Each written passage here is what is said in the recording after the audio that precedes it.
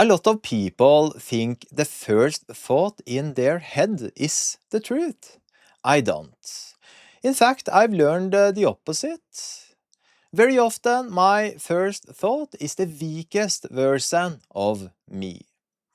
It's the most tired version, it's the most defensive version, the version that wants comfort, delay, and less resistance. And if I listen to that version too much, I lose. Not all at once, but slowly. Because the first thought is often something like this. Not today, do it later, you need more rest first, this is probably too much. And the dangerous part is that it sounds reasonable, and that's what makes it so powerful. Because it doesn't sound lazy, it actually sounds smart. It sounds protective, it sounds logical. But many times it's just fear of effort. It's the brain trying to keep everything safe, soft, and still. And I understand that, especially with MS, because when you live with fatigue, overload, and unpredictable energy, your system gets very good at scanning for threats.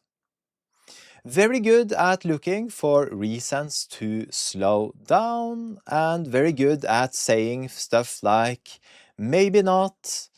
But here's what I've learned over the years. My first thought is often just a reaction. It's not a decision.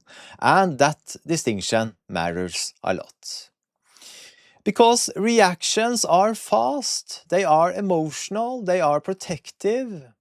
But good decisions usually come a moment later. After I breathe, after I zoom out, after I ask a better question. Not what do I feel like doing, but what is the smart move here? And that question has saved me more times than I can count. Because the first thought might say, skip the workout, but the smarter thought says, you don't need a great workout, you just need to start. The first thought says, this day is ruined. The smarter thought says, no, this day is heavy. That's not the same thing. The first thought says, you can't do much today. The smarter thought says, maybe not much, but still something. And that is how I operate now. I don't blindly trust the first voice. I let it speak, but I don't let it lead.